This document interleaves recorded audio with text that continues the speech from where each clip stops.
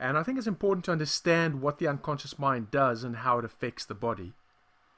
You see, the conscious mind is like the captain of a ship, where the unconscious mind is like the crew and the ship. The unconscious mind, like the crew of the ship, perform every function needed to keep the ship sailing. The job of the conscious mind is to set the ship's course and to give it direction. Previously, the Freudian view of the unconscious mind was it was thought to be a dark holding pen of repressed negative emotions, sexual urges, and selfish impulses. I think it's more useful to think of the unconscious mind as a storehouse of infinite resources for good, as well as a repository for all of our feelings, our habits, and our beliefs. Of course, remember that the conscious and the unconscious mind are actually just metaphors for the functioning performed by our body and mind as a whole.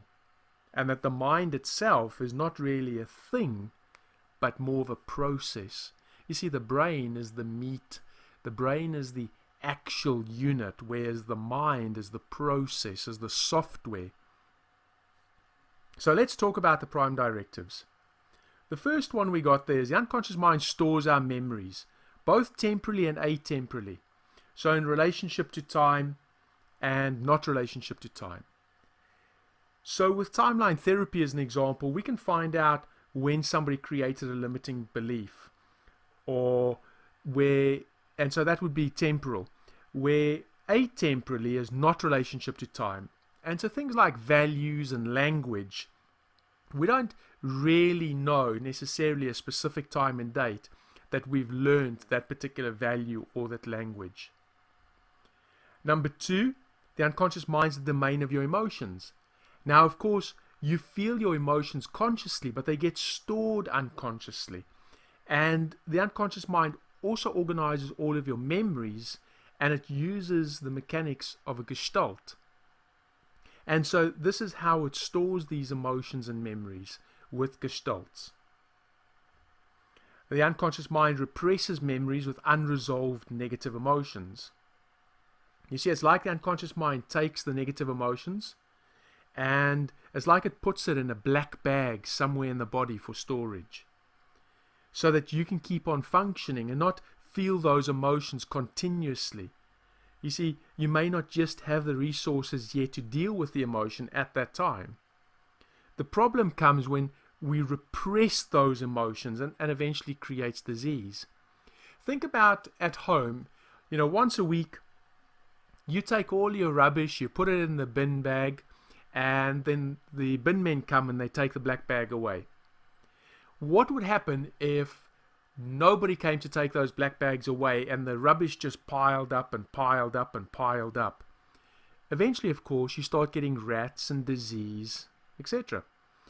And so the unconscious mind takes these repressed memories with unresolved negative emotions, and it takes them and puts them in those black bags, and it's stored somewhere. Now, we don't know where, but somewhere in the neurology. And of course, we need to be able to deal with those things, because if we keep on stacking it up, eventually it can cause disease. So the unconscious mind then comes and it presents these repressed memories for resolution, to make them rational or to release the emotions. Have you ever had a memory that bothered you, and then you resolved it, and it's as if that memory kind of just didn't bother you anymore? Yeah, it happens. And so we get resources. Every now and then, the unconscious mind will represent this. You're driving along the road, just minding your own business, and all of a sudden the unconscious mind throws up this old memory with some things that you needed to resolve. And then you resolve it and you move on. However, the unconscious mind may keep some of these repressed emotions repressed for protection. The problem here becomes when people become detached from their emotions. There was the old saying where they used to say to the boys, cowboys don't cry, or men don't show their emotions. And so people become so good at saying, I don't want to feel this, I don't want to feel that, that they start repressing those emotions, and they become detached from their emotions. You've heard it said, somebody is just detached from their emotion. So sometimes you might first need to let go of the limiting decision that, hey, listen, it's actually okay to feel those emotions before you get to help the client with dealing with those negative emotions.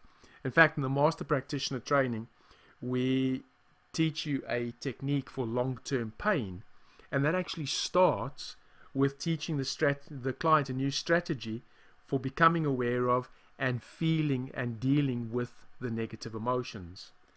Then number 7, the unconscious mind runs the body and has a blueprint of the body now and of perfect health in a place called the higher self. Now, depending on who you speak to, you might not want to say higher self, and I might just say the most unconscious part of you. And so the unconscious mind runs the body. In fact, if you put 1 asterisk next to number 7, you'll notice that 1, 3, 4, 5, 7, and 8 are circled, and those are probably the most important prime directives of the unconscious mind. With number 7, if you put an asterisk to it, and number 8, if you put 2 asterisks next to number 8, 8 being the most important, and 7 the next most important. So if the unconscious mind runs the body, we can actually ask the unconscious mind to help create healing and health. In fact, when we do pendulum work, that's where we communicate with the unconscious mind through a pendulum, and we can actually ask the unconscious mind to do this. So number 8, the unconscious mind preserves the body, and it maintains the integrity of the body. So the unconscious mind will do what it thinks it needs to preserve the body. However, it can get it wrong. See, the unconscious mind can make mistakes. And unfortunately, it can create disease with all this negative self-talk and the wrong instructions that it gets from the conscious mind. Remember those 90,000 thoughts that we have a day? And if we were focusing on the wrong things, the sum total of all that negative thinking, the sum total of all this moving away from, has a negative impact on the body. And as Patanjali wrote in the Yoga Sutras in 600 AD, he said, where there is negative thinking, let there be reflection to the contrary. So if I get a negative thought, then I go and I switch that thought and I think to the positive, and I want to think to the positive over and over and over and over and over until that negative thought is just blocked out, till it is let go of. So it's important for us to focus on what we want. Number 9, the unconscious mind's a highly moral being. So it accepts the morality that it's been taught and that it's accepted. That morality is not necessarily the same morality that everybody else accepts. However, it's the morality that that person has accepted. So you've heard the saying, there's honor amongst thieves. So we all have our own morality. Number 10, the unconscious mind enjoys serving, and it needs clear orders to follow. The unconscious mind wants to do what you ask of it. If you don't give it any instructions, then it takes instructions and orders from other people. You see, it also likes to take instructions and suggestions from people that it respects, like doctors, advertising, parents, teachers. And so this can be unfortunate in some cases where you see an advert and it says, flu season is here. Well, of course, it's on the TV. It must be true. And what does the person do? They create themselves some flu. Or the doctor says, you know what? Your granny had diabetes and your mom had diabetes, so you will get diabetes. And so what does the person do? They go and create themselves some diabetes. And we've got to be very, very careful what we say, and especially to children. We'll talk about this later, about as the conscious and when the unconscious mind starts to develop and we start forming a critical faculty. But certainly as children, and even still as adults, we get programmed, and the unconscious mind accepts these instructions and these orders from external people and external events. And we've got to be very careful of what we actually allow in. See, unfortunately, very often we go through life on autopilot. The conscious mind can look ahead to the future, to consequences. It can plan, make up rationalizations, but it's the unconscious mind that acts in the moment. And so most of the time, your unconscious mind is actually in charge. Number 11, the unconscious mind makes associations. It links similar things and ideas, and it likes to learn quickly. So the unconscious mind likes to learn quickly. And, one of the examples, when we do a swish pattern, we go swish, and it's nice and quick. And the unconscious mind, it likes to learn quickly. We'll see this actually as we do a number of the different techniques. We also said earlier, when we said all learning, behavior, and change is unconscious. And we said how this change can happen if it connects with the unconscious mind, actually it can happen very quickly. The unconscious mind likes to make these associations and link similar things together. Have you ever seen people on TV and maybe they remember a whole long list of names and numbers? And they do this because they are linking those names and numbers to something else. Number 12, the unconscious mind generates, stores, distributes, and transmits energy. So you can actually increase your energy. I love this. Whenever I get tired, especially if I'm doing, loads of trainings in a month, then I'll go inside and I actually have my unconscious mind turn up my energy. And people often ask, how is it that you can look so full of energy when you've been training so long? And of course, the unconscious mind can allow you to do that. One thing to bear in mind, of course, is you want to stay ecological. So if you're doing this for a client, you don't want to have energy 24 hours a day. Certainly not full energy, because there comes a time when it's bedtime, when the client should be able to wind down and go to sleep peacefully. Next, the unconscious mind maintains instincts and generates habits. So instincts are things like fight, flight, or flee, whereas habits typically take time to install, and sometimes it needs repetition to be able to install a new habit. However, we know that with NLP and hypnosis and so forth, actually, we can change a habit very, very quickly. So we can change a habit quickly, and the unconscious mind likes to learn quickly, but there are times where it does need repetition. And so this example here would be that focusing. So as Patanjali said, where there's negative thinking, let there be reflection to the contrary. So if somebody thinks negatively, that they need to over and over and over and replace that negative thinking consistently with a positive thought until that becomes the new way. To stubbornly focus on what you want. The unconscious mind is programmed to continually seek more and more. There's always more to discover. There's always more to be had.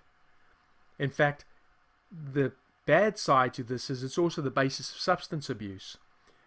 Somebody tries one drug and then they want to do something stronger and then something stronger and then something stronger.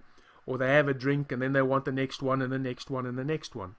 So that could be the bad side to it.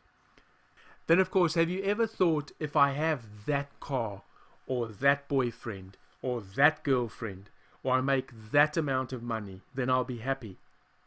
And then what happens 6 months after you get it? You want the new car, the new job, you want more money. So the unconscious mind is programmed to continually seek more and more. And there's no problem with wanting to do more. There's no problem with wanting to be more and create more success, as long as it is ecological. Number 16, the unconscious mind functions best as a whole integrated unit. We said that when we looked at the presuppositions of NLP. So we don't need parts to function. We want to do parts integration. We want to get rid of the parts and function as a whole. The unconscious mind is symbolic, and it uses and responds to symbols.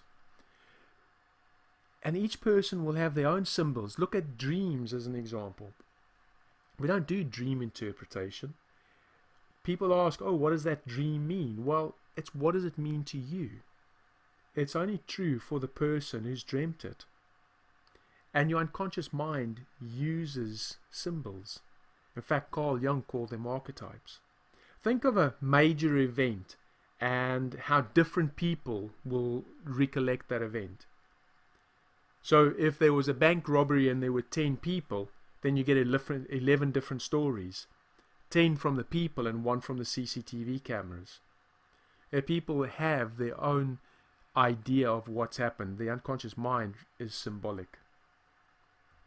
The unconscious mind takes everything personally, and this is the basis of perception's projection.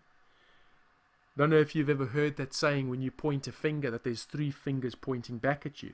And so when you say, oh, that person is bad, the unconscious mind takes it personally and thinks that you're talking about it. The unconscious mind works on the principle of least effort. We've said this a few times. So the path of least resistance. If I want more money and I find a tenner, unconscious mind thinks the job is done. So be very careful what you ask the unconscious mind to do. Be specific. That's why it's so important to know our outcome. And of course, the unconscious mind doesn't process negatives. So if I said, don't think of a blue tree, the first thing you probably think of is a blue tree, and then you go and change it to green or to yellow or something else. You see, you can't think about what not to think about without thinking about it. Whenever you talk to your client, tell them what they must do, and ask them what they want to do, not the things they don't want to do. If you've got to tell somebody not to do something, then follow it up straight away with what you want them to do. Alternatively, like we did with the pattern interrupt, say stop and then give the instructions of what you want them to do. So those are the prime directives of the unconscious mind. And I think it's really important to consider what the unconscious mind does. What the differences are. So the conscious mind is maybe aware of these 7 plus or minus 2 things, where the unconscious mind is aware of everything. The conscious mind is very detailed, where the unconscious mind takes in the whole picture. The conscious mind does things sequentially, where the unconscious mind can do things simultaneously. The conscious mind is very logical, where the unconscious mind is intuitive. The conscious mind asks why, and the unconscious mind already knows why. The conscious mind is more waking, where the unconscious mind is more dreaming. The conscious mind does the voluntary movements, where the unconscious mind does the involuntary movements. The conscious mind is aware of now, where the unconscious mind, of course, is the storehouse of all of our memories. The conscious mind tries to understand the problems, where the unconscious mind already knows the solutions.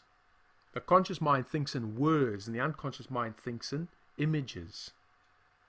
The conscious mind is limited, where the unconscious mind is infinite. So what we really want to do is we want to get our conscious and unconscious to work together. We want to be integrated and get them to work together, and then it's so much easier to achieve our outcome. Because as we said, the conscious mind is the goal setter, where the unconscious mind is the goal getter.